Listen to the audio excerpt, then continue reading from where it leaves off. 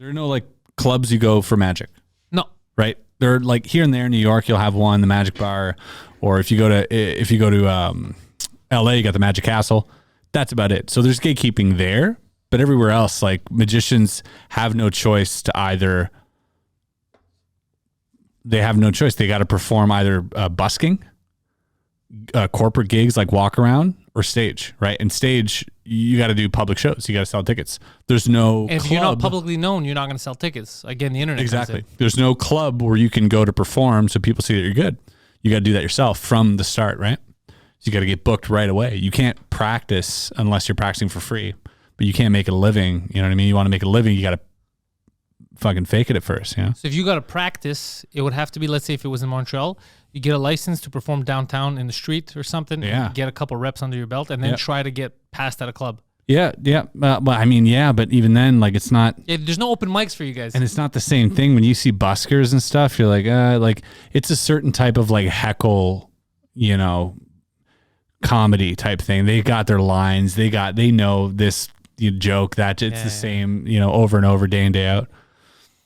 So it doesn't really translate well like that. But what about corporates? How do you get involved with those initially? Yeah. You get companies, either you get an agency, you go to an agency. I had a really good agency in Montreal. They'd book me a lot for walk around magic. And it was like an hour. How like there's an event, let's say these corporate cocksuckers are eating and you walk around fucking with them. Yeah. They're usually doing cocktail hour as before supper or whatever. And are they supposed to know that you're the local magician, or are you supposed to surprise them? No, they're not told. Oh, that's There's cool. so many guests. They don't give shit, right? There's just the entertainment for the night. It's like, oh, okay, I'm the entertainment for the night. But they don't know. Like you can walk they up don't to know. someone and do a magic trick and he's like, who's this guy? Yeah. Is that Sylvia's husband? Like, Yeah, well, sometimes. So I'd get hired for private parties where he's like, I just want you to come chill. Just come chill. There's like 12 friends, like 12, 20 people maybe, you know, small little buffet on the dining table, like type thing in someone's living room. And you're like, hey, just come chill. So you're coming to hang out, don't know anyone, right? It's weird.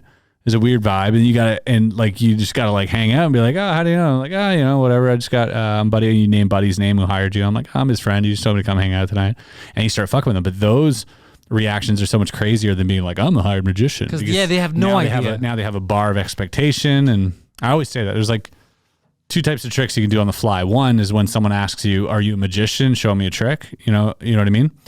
But that's not really on the fly. On the fly is when they don't know you're a magician, and the reactions are so much crazier because you're fucking with their objective view of reality for a second. They're like, how is this possible? Wait, what? And they get real freaked out, right? And then you're like, I'm a magician, whatever. Get These into are it. illusions. Yeah.